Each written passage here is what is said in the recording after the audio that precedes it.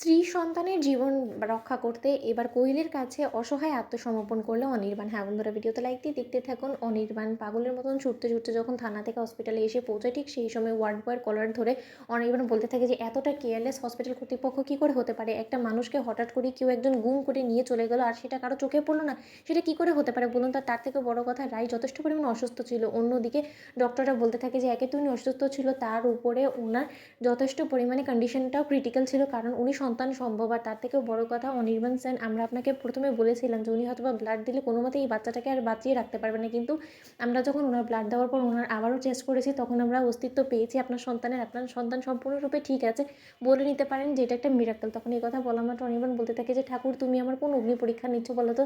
একদিকে আমার স্ত্রী সন্তান, অন্যদিকে সর্বনাশী কোয়েল। যদি আমি ওকে না বিয়ে করতে রাজি হই, তাহলে ও কোনোভাবে আমার স্ত্রী সন্তানের মেরে ফেলবে, আর আমি সেটা কোনো মতেই অ্যাকসেপ্ট করতে পারবো না। অন্যদিকে কোয়েল বলতে থাকে যে কী ব্যাপার অনির্বাণ, এখন কী ভাবছো? তুমি পুলিশে যাবে, কমপ্লেন করবে? কোয়েল কিন্তু কোনো মতেই সেটা হতে দিবে না। এখন যদি তুমি তোমার স্ত্রী সন্তানকে সুস্থ সবল জীবিত রাখতে চাও, তাহলে তোমাকে আমাকে বিয়ে করতে হবে, তোমার জীবনসঙ্গী করতে হবে। এই শর্তেই আমি তোমার স্ত্রী সন্তানকে বাঁচিয়ে রাখার কথা ভাববো, নয়তো বা কিন্তু আমি যদি একবার আমার মাথার তার কেটে যায়, তুমি নিশ্চয়ই বুঝতে পারছো যে আমি কতটা সাংঘাতিক হতে পারি। আর তার উপরে এখন যার কাছে জিম্মি রয়েছে তোমার স্ত্রী সন্তান, সে আর কেউ না, সে হলো গিয়ে রাইয়ের সবথেকে বড় চরম শত্রু নীলু। নীলু ঠিক কী করে দিতে পারে তুমি খুব ভালো করেই বুঝতে পারছো। তাই আমি তোমাকে বলছি যে লক্ষ্মী ছেলের মতন তুমি আমাকে বিয়ে করার জন্য রাজি হয়েছো। যত শীঘ্রই সম্ভব আমরা আমাদের ম্যারেজ রেজিস্ট্রিটা করে ফেলি, তারপর বাকিটা বুঝে নেওয়া যাবে। অন্যদিকে এই কথা বলা মাত্র অনির্বাণ বলতে থাকে যে আমি আমার মতো করে চেষ্টা করব, যে করেই হোক না কেন আমি আমার স্ত্রীর সন্তানকে অবশ্যই তোমার মতন সর্বনাশী এবং নীলুর মতন অপরাধীর হাত থেকে রেহাই পাওয়াবই। তখন এই কথা বলা মাত্র কোয়েল বলতে থাকে যে ওকে, তুমি ট্রাই করতে থাকো, কিন্তু ততদিনে যে তোমার স্ত্রী সন্তানের সাথে কত কিছু ঘটে যাবে সেটা কিন্তু তুমি এখনও বুঝতেই পারছো না অনির্বাণ।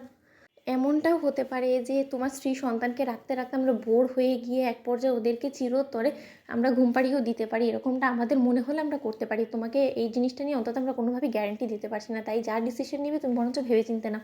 অন্যদিকে সার্থক বলতে থাকে যে এত বড় একটা কেয়ারলেসনেস কী করে হলো এই হসপিটালের পক্ষ থেকে? আমি বরঞ্চ এটাই দাদা ঠিক করেছি যে আমি এক্ষুনি পুলিশ ডাকবো, পুলিশই বরঞ্চ এই ইনভেস্টিগেশনটা করুক। অন্যদিকে অনির্বাণ ওর স্ত্রী সন্তানের কথা ভেবে বলতে থাকে যে না না সার্থক, সেরকম কোনো রিস্ক নেওয়া যাবে না, কারণ এই মুহূর্তে যদি আমরা সেরকম কোনো রিস্ক নেই, তাহলে হয়তোবা আমার স্ত্রী এবং সন্তানের আরও বেশি বিপদ বেড়ে যেতে পারে। তখন এই কথা বলে আমাদের সার্থক বলতে থাকে যে কেন দাদা, পুলিশ ছাড়া আমরা কী করে খুঁজে বার করবো দিদিভাইকে বলুন তো?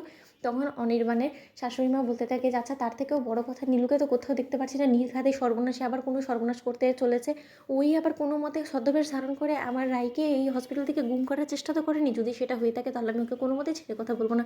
অন্যদিকে নীলু চলে আসার এসে বলতে দেখছি কী ব্যাপার মা, সব কিছুর জন্য তোমরা আমাকে কেন দায়ী করো বলো তো? আমি তো হসপিটালেই ছিলাম, আমি অন্য একটা কর্নারে ছিলাম। তো বন্ধুরা, ভিডিওটি ভালো লাগলে লাইক এন্ড শেয়ার করে সাবস্ক্রাইব করতে ভুলো না।